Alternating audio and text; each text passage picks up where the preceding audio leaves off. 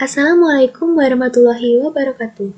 Perkenalkan, saya Lina Setiawati, mahasiswi program studi S1 Kesehatan Masyarakat PSDKU Banyuwangi, Universitas Airlangga Angkatan 2020, dengan NIM akhir 012, akan mempresentasikan topik pengambilan keputusan pada mata kuliah Administrasi Kebijakan dan Kesehatan. Pengertian pengambilan keputusan. Menurut George Erteri, bahwa pengambilan keputusan didefinisikan adalah pemilihan dua alternatif atau lebih. Menurut definisi tersebut, bahwa untuk menentukan suatu keputusan, harus memunculkan alternatif solusi minimal dua solusi atau lebih yang akan ditentukan kemudian pilihan terbaik di antaranya. Sedangkan menurut Sondang Pesiagian menyatakan, pengambilan keputusan adalah suatu pendekatan sistematis terhadap hakikat suatu permasalahan dengan pengumpulan fakta-fakta dan data, penentuan yang matang dari alternatif yang dihadapi, dan pengambilan tindakan yang menurut perhitungan merupakan suatu tindakan yang paling tepat.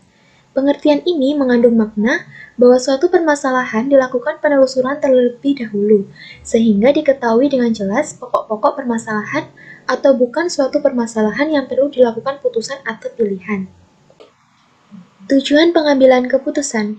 Pengambilan keputusan dalam manajemen memegang peranan yang sangat penting, karena keputusan yang diambil oleh seorang manajer adalah hasil akhir yang harus dilaksanakan oleh mereka yang tersangkut dalam organisasi. Pengambilan keputusan diperlukan di semua tingkat dalam organisasi. Keputusan-keputusan dibuat untuk memecahkan masalah. Komponen pengambilan keputusan.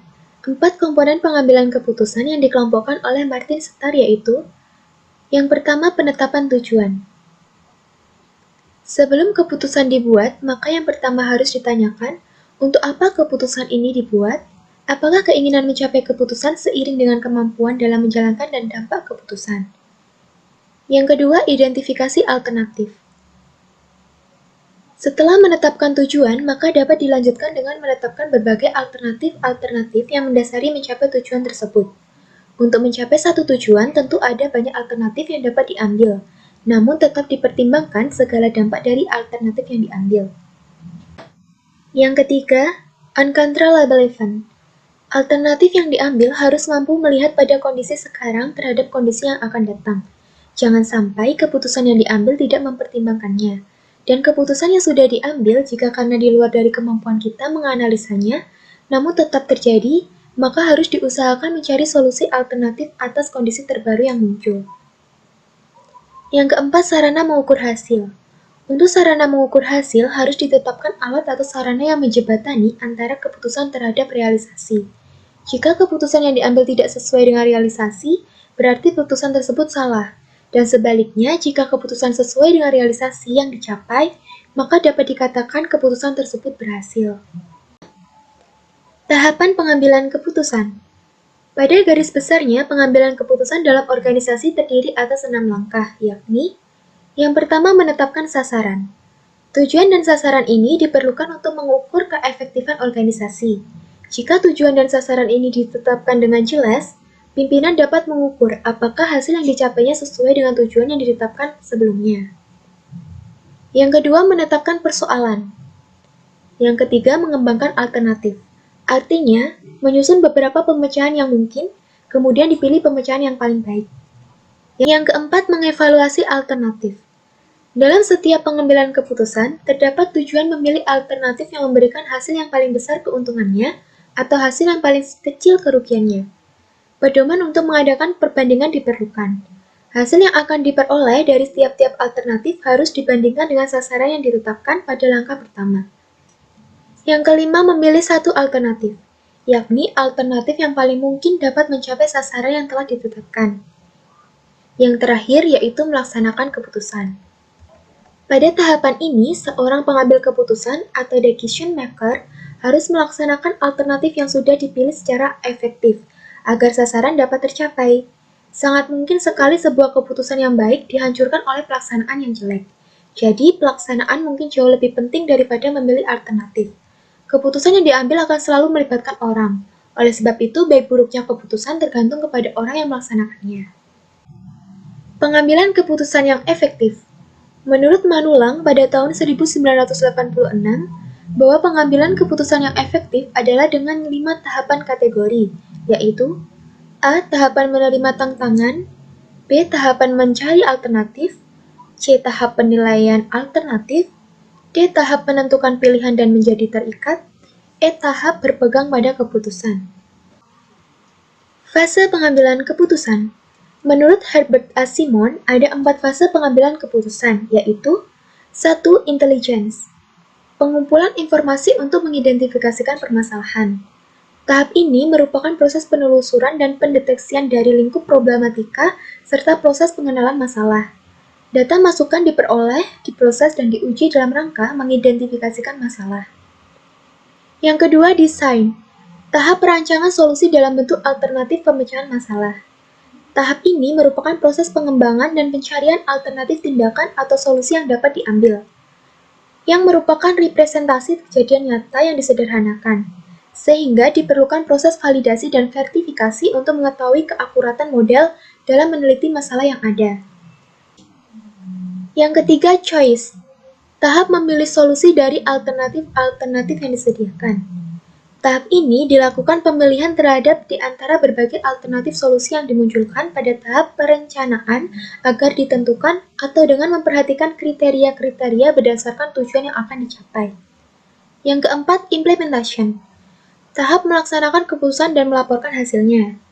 Tahap ini dilakukan penerapan terhadap rancangan sistem yang telah dibuat pada tahap perancangan serta pelaksanaan alternatif tindakan yang telah dipilih pada tahap pemilihan. Dasar pengambilan keputusan. Menurut George R. Terry, bahwa dasar pengambilan keputusan dapat digolongkan dalam 5 golongan. Adapun kelima golongan dasar keputusan tersebut adalah: yang pertama, intuisi, yaitu memiliki sifat subjektif sehingga mudah terkena pengaruh. Yang kedua, pengalaman, yaitu memiliki manfaat bagi pengetahuan praktis karena pengalaman dapat memperkirakan keadaan sesuatu, dapat memperhitungkan untung rugi, baik buruknya keputusan yang akan diambil. Yang ketiga, fakta. Dapat memberikan keputusan yang sehat, solid, dan baik. Tingkat kepercayaan terhadap pengambilan keputusan dapat lebih tinggi, sehingga orang akan menerima keputusan yang dibuat dengan rela dan lapang dada. Yang keempat, wewenang. Biasanya dilakukan oleh pimpinan terhadap bawahannya atau orang yang lebih tinggi kedudukannya terhadap orang yang rendah kedudukannya. Yang kelima, rasional. Keputusan yang dihasilkan bersifat objektif, logis, lebih transparan, konsisten untuk memaksimumkan hasil atau nilai dalam batas kendala tertentu, sehingga dapat dikatakan mendekati kebenaran atau sesuai dengan apa yang diinginkan. Faktor pengambilan keputusan. Ada 4 faktor yang sangat mempengaruhi munculnya suatu keputusan. Adapun faktor-faktor tersebut adalah: yang pertama, posisi atau kedudukan. Faktor posisi atau kedudukan sangat mempengaruhi suatu pengambilan keputusan. Para pemilik perusahaan sangat sering menghilangkan kaidah pengambilan keputusan yang benar, disebabkan sang pemilik dengan posisinya membuat suatu keputusan dengan sepihak atas intuisi atau kepentingan sepihak. Faktor posisi atau kedudukan ini dapat membuat berbagai keputusan mutlak, yang tidak mengenal kaidah keputusan benar atau keputusan salah. Yang kedua, masalah. Faktor masalah dengan pengambilan keputusan. Masalah dijadikan rujukan dalam menyelesaikan permasalahan atau antisipasi keakuratan kualitas keputusan yang dibuat. Bahkan diharapkan dari keputusan yang dibuat mampu melihat masalah yang akan muncul atau dampak masalah yang timbul, bahkan masalah yang sekaligus dapat diselesaikan. Yang ketiga, situasi dan kondisi. Faktor situasi dan kondisi dalam pengambilan keputusan sangat rentan dengan kualitas keputusan yang dikeluarkan. Faktor situasi dan kondisi ini sangat memegang peranan terhadap keputusan. Jika pengambilan keputusan tidak mengindahkan faktor ini, besar kemungkinan hasil keputusan yang dibuat akan sangat tidak berarti atau keputusan yang sangat lemah. Yang keempat, tujuan. Faktor tujuan dalam pengambilan keputusan sangat jelas menjadi sangat pokok, sebab hasil keputusan yang tidak didasari oleh faktor tujuan adalah ngambang, sebab keputusan tersebut tidak mempunyai arah dan sasaran yang dituju. Adapun faktor-faktor lain yang mempengaruhi pengambilan keputusan, yaitu keadaan internal organisasi, keadaan eksternal organisasi, tersedianya informasi yang diperlukan, serta kepribadian dan kecakapan pengambilan keputusan. Jenis-jenis pengambilan keputusan. Dalam manajemen, keputusan dikategorikan dalam 2 jenis, yaitu: yang pertama, keputusan terprogram atau programmed decision. Keputusan terprogram adalah merupakan keputusan yang diambil berdasarkan kebiasaan, peraturan atau prosedur tertentu. Setiap organisasi mempunyai kebijakan tertulis atau tidak tertulis yang mempermudah pengambilan keputusan dalam situasi yang berulang-ulang, dengan membatasi atau meniadakan alternatif. Masalah rutin tidaklah selalu sederhana. Keputusan terprogram digunakan untuk mengatasi masalah yang rumit maupun yang sepele. Bila suatu masalah terjadi lagi dan jika unsur komponennya dapat ditentukan, diramalkan atau dianalisis, maka masalah tersebut dapat dipecahkan dengan pengambilan keputusan terprogram. Yang kedua, keputusan tak terprogram atau non-programmed decision. Keputusan tidak terprogram adalah keputusan untuk memecahkan masalah yang luar biasa atau masalah istimewa. Jika suatu masalah jarang sekali muncul sehingga tidak tercakup oleh suatu kebijakan atau sedemikian penting sehingga memerlukan pelakuan khusus, maka masalah tersebut harus ditangani dengan suatu keputusan tidak terprogram. Kondisi pengambilan keputusan. Manajer dalam membuat keputusan akan dihadapkan dengan berbagai kondisi. Dalam hal ini akan dikelompokkan dalam 3 kondisi besar, yaitu yang pertama kondisi pengambilan keputusan pasti. Dengan kondisi yang pasti, pengambilan keputusan sudah mengetahui terlebih dahulu apa yang akan terjadi di masa yang akan datang, yang mana akan terjadi. Ini berarti bahwa setiap pilihan keputusan atau decision alternatif hanya akan memiliki satu keluaran, dan payoff atau biaya dalam tiap kasus adalah tetap. Yang kedua, kondisi pengambilan keputusan beresiko. Pengambilan keputusan beresiko adalah masalah dengan situasi dan kondisi masa depan yang tidak pasti, namun dapat membuat perkiraan-perkiraan yang memungkinkan hal itu dapat terjadi, namun tetap harus didukung oleh pengalaman atau kebiasaan yang sering berulang-ulang. Yang ketiga, kondisi pengambilan keputusan ketidakpastian. Pengambilan keputusan kadang menemui atau menghadapi situasi di mana tak ada landasan untuk menduga peluang dari berbagai keadaan yang sesungguhnya. Karenanya, pengambilan keputusan dalam hal ini dilakukan pada lingkungan yang tak pasti. Dinamika yang mempengaruhi pengambilan keputusan. Dalam prosesnya, terdapat 3 kekuatan yang selalu mempengaruhi pengambilan keputusan. Yang pertama, dinamika individu. Pengaruh individu dalam organisasi sangat terasa. Hal ini terlihat pada pemimpinnya. Seorang pemimpin yang mempunyai kepribadian yang kuat, pendidikan yang tinggi, pengalaman yang banyak akan memberi kesan dan pengaruh yang besar terhadap bawahannya dalam rangka mewujudkan visi dan tujuan tersebut. Yang kedua, dinamika kelompok.